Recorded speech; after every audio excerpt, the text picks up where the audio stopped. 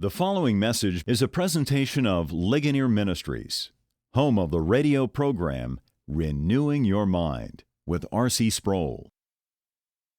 As we continue now with our study of how the mind is to be engaged in the Christian life, we recall that we've looked briefly at the rigorous doubt process that was embarked upon by the French philosopher René Descartes in the 17th century, and we talked about how Descartes, after this doubt process, came to his fundamental axiom, I think, therefore I am. And we tried to see that the reason for this whole process was that Descartes was searching for certainty. He wanted to find some basis whereby he could know something for sure. And a lot of what he was wrestling with was the question of the degree of certainty that is reached by fundamentally two different avenues of investigative pursuit. There is, on the one hand, what we call the deductive approach, or the formal approach to truth, and then there is the inductive approach, or what we would call the material approach, or, as sometimes more technically called in philosophy, the empirical approach. Again, that word, which may not be familiar to everyone, empirical, has to do with that way in which we seek knowledge by the senses, by sight or by hearing or smelling, tasting, touching, the five senses. Now, historically, the scientific method that we speak of, in which we teach our children in even as early as elementary school, is a method that has two legs on this particular stand, the deductive and the inductive, or what we might call the formal and material, or the rational and the empirical. Now, sometimes we have a tendency to think that the whole scientific enterprise is based purely on sense perception, or on the knowledge that we gain through the senses, because the keen scientist is very much concerned about gathering data, studying behavioral patterns of various things in laboratories and so on, testing his theories with different experiments in order to validate or verify his theories empirically, that is, on the basis of observable or measurable data or evidence. Now, that is the inductive side of the scientific method. Now, what we mean by induction is that the process of induction moves from the particular to the universal, or from data bits, if you will, to laws. Now, in a very simple way, we do it this way. We observe and record our observations, particular incidents or examples of something. We may, for example, look at squirrels, and we may look at 10 squirrels and see that all 10 of them have bushy tails. Then we may expand our studies to 100 squirrels, and we see that all 100 of them have bushy tails. And we may expand to 1,000 or to a universe of 100,000 squirrels, and voila, we find 100,000 bushy tails. Well, pretty soon we begin to get enough data to make the assumption that bushy tailness is an integral part of squirrelness, so that then we'll make a law that all squirrels have bushy tails. But of course, we have a couple of problems with that. First problem we run into is the squirrel that got run over by a lawnmower and lost his bushy tail, or one that goes through some kind of genetic deficiency and is born without a bushy tail. But beyond those anomalies, as we call them, we also have the other problem of finite investigation. No person has ever had the opportunity to study every squirrel that is in or has ever been. And so we can never have an exhaustive, comprehensive knowledge of all squirrels. Yet, science doesn't wait until we can examine every conceivable particular before we universalize. And this is what happens in the study of statistics and the taking of polls, where now all the drama of election night waiting for the returns to come in that I can remember from when I was a boy, where you'd stay up half the night listening to the radio as the results would be pouring in from the differing precincts, and you're wondering whether Truman was going to win the presidential election or Dewey. And you remember that incident, those of you that are old enough to remember that when the newspapers went to bed, that it was clear to them on the basis of their projections that Dewey was going to win, and I forget which major paper it was, had banner headlines for the morning edition. Was it the Chicago paper? I thought it was the Chicago paper, declaring that Dewey wins. Well, Dewey didn't win. Truman won, and the Chicago paper had egg on its face as well as on its headlines the following morning. Nowadays, when we watch these things, the sophistication of computer analysis of a very small percentage of reports that have come in after 1 or 2% of the vote has been tallied, now they're projecting the victor. And that is not done willy-nilly. That is done with the application of basic principles of statistical analysis and so on. And that kind of sophistication is what we've grown to expect from the scientific community. Well, that's all a process of induction.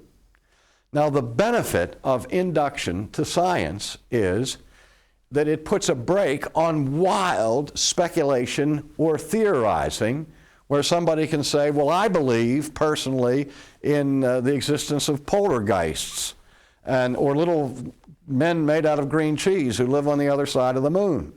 And we'll say, well, what evidence do you have for your poltergeist?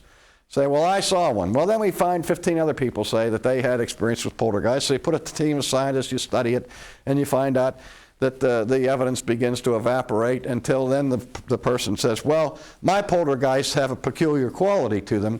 They're allergic to scientists and to all kind of scientific equipment. So they always disappear at the first sight of an incoming scientist. Well, that kind of begging of the question is suspect indeed. But again, what we do, I mean, you could say that induction is the very heart and soul of modern scientific research. It is the gathering of the data. It is the making of careful observations and measurements, even using sophisticated equipment like microscopes and telescopes and so on, and examining the particulars so that we can learn a lot about the particulars to come to looking for general rules or laws. Because one of the practical goals of modern science is to be able to predict results. And that's true for the application of particular medicines to different groups of people suffering different symptoms. We know that every individual in the world is to some degree unique, and not everybody is going to respond in the same exact manner to a particular medicine, but doctors are making judgments on the basis of inductive research, and we would be in serious trouble if we did away with inductive research. Now, I've always complained, however, that the great weakness of modern science, particularly American science, is on the other leg of the stool, the deductive side. The deductive side of the scientific method has to do with the conclusions you reach or the inferences that you make from the data that you collect and observe and do experiments with. For example, just the other day I got a letter from somebody who was complaining to me about a criticism I made about quantum physics. And I said, look, I have no problem with quantum physics, and if scientists tell me that the behavioral activity of subatomic particles is such that it's indeterminate, I'm not quarreling with that whatsoever. My quarrel is with how some physicists have articulated the results of those experiments by using language that is flatly contradictory. I said, my problem's not with the research. My problem's with the conclusions that people are drawing or in the way in which they're articulating those conclusions by speaking in an irrational, absurd way.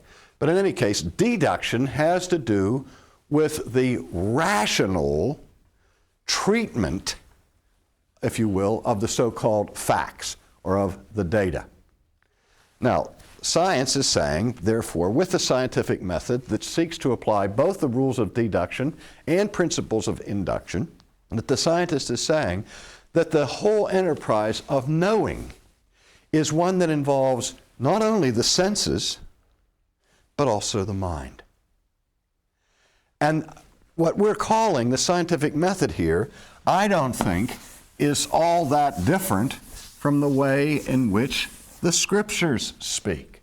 As we noted in our last session, the Bible is constantly making references to things that happen in the external, perceivable world. As I mentioned, Peter said, we don't declare to you cunningly devised myths or fables that somebody could just simply weave out of their own speculative imagination, but we declare to you those things that we have seen with our eyes and heard with our ears. In other words, the Bible records narrative after narrative after narrative that makes assertions about what people actually see or observe.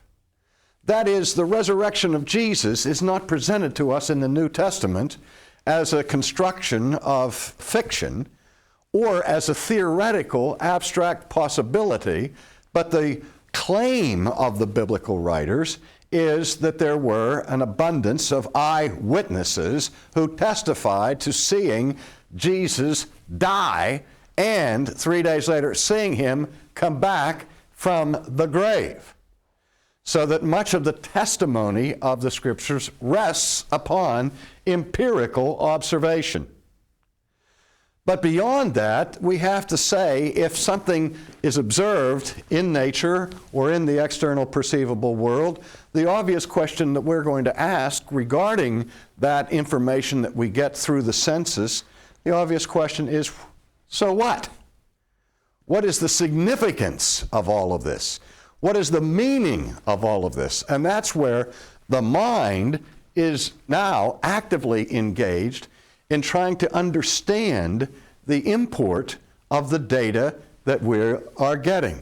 And this is not just, as I said, an exercise in speculation. Now again, we see that the scientific method, to be scientific in the full measure of it, includes both of these elements. And on the surface, it looked as if Descartes was eliminating half of it, namely the inductive side, because he was going to doubt every single thing that he could doubt in terms of what was perceived. He said, I never can know for sure that my senses are not deceiving me. Now that's one problem that we looked at the other day in terms of the subject-object problem. The other problem is that we never can have absolute certainty about anything from the senses. Let me say it again. We never can have absolute certainty about anything simply from our senses. And somebody might look at me and say, are you crazy? Are you saying that I cannot have absolute certainty about the truth of something that I see with my own eyes? Don't we have the axiom in our culture, seeing is believing? And if I were standing there in front of that tomb on Easter morning and saw Jesus come out of that grave and in his resurrected state, wouldn't I be absolutely convinced of his resurrection? Well, I'm sure that you would be, and I'm sure that I would be, because we put a lot of weight on what we can see with our own eyes or hear with our own ears. Because over the years of our personal experience, we have come to the place where we invest a lot of credibility in our own particular experience. That is, not just what we're feeling, but what we're actually observing or actually hearing with our own ears. Now, when I said that this kind of knowledge never gives you absolute certainty, maybe I tricked you a little bit. You might be able to say, I might say, did you see what you saw? And you'll say, yes. I said, are you sure? And you say, yes. I said, are you sure you're sure? And you'll say, I'm absolutely certain. I said, well, okay. You may have an emotional state of assurance that to your mind cannot possibly be improved, that it is absolute in that sense. But when we talk about absolute certainty, I'm using that term in the philosophical sense. Absolute certainty refers to that which cannot really, rationally, be questioned.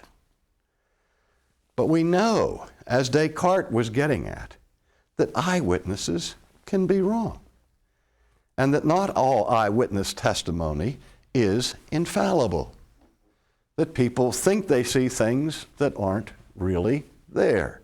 Now, what we call probability quotient of a mass of eyewitness testimony may be astronomical. If 100,000 people agree completely on seeing a given event on a particular day, it's extremely unlikely that all 100,000 of them were undergoing an illusion or a hallucination.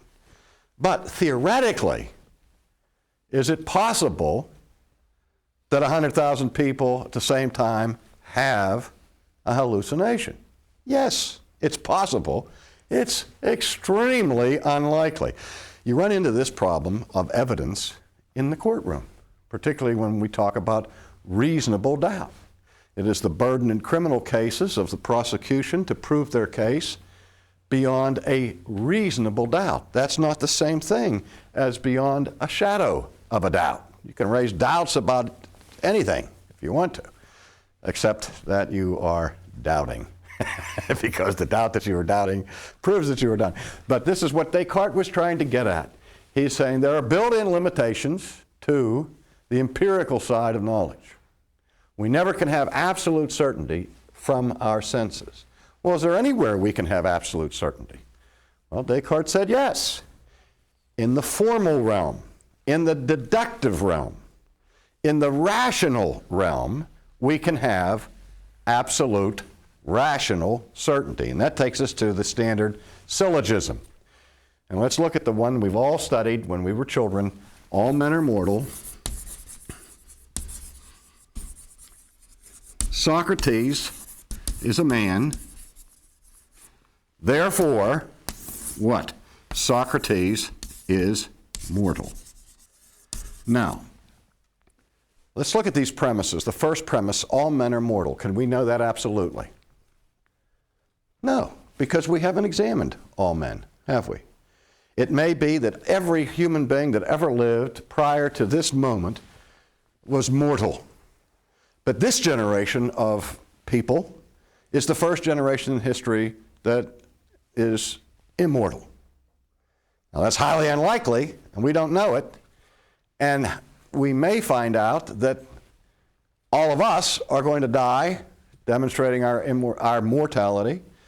And then suppose you're the only person left alive in the world. Now, can you be sure that all men are mortal? No. You may be, extraordinarily as it would be, the lone example. The only way you can know with absolute philosophical certainty that all men are mortal is posthumously. That is, if everybody died. All right. All men are mortal. But we assume on the basis of the data and an astronomical probability quotient that all men are mortal. Do we know that Socrates is a man? Maybe Socrates was a fig Newton of Plato's imagination. Maybe Socrates was an alien from another planet. Those are wild, crazy possibilities. But I'm just saying we don't know for certainty that Socrates is a man. But here's the value of the syllogism. If all men are mortal, if this premise is true, and if Socrates is a man, if that premise is true, then we know with absolute certainty that Socrates was a man. That is, here, the deductive side, the formal side, gives us the certainty of an absolute conclusion that is proven demonstratively from the premises. Now that becomes crucial for not only natural science, but also for theological science, as we will see in the days to come. My purpose today is not to create skepticism in your mind about what you see and what you hear and what you experience. That's not the purpose at all. I believe, for example, and assume that the senses that I use to observe and to hear what's going on around me, though they are not perfect and though they are not infallible, nevertheless are reliable. And that I believe I'm morally responsible to act according to the perceptions that I have, and that we convict people and execute people on the basis of external evidence such as that sort. And so what we don't want to do here is leave us in a sea of cynical skepticism about science or about sense perception. This is how we are constructed as creatures. As I said, my only transition, my only portal from my mind to the world outside of my mind is through my senses. And so I put great weight on sense perception, as the Bible did, and as science does. I'm only saying, remember, there are limits to these things. For more information about Ligonier Ministries, call 1-800-435-4343 or contact us on the web at ligonier.org. That's ligonier.org. Or write P.O. Box 54 7500, Orlando, Florida 32854.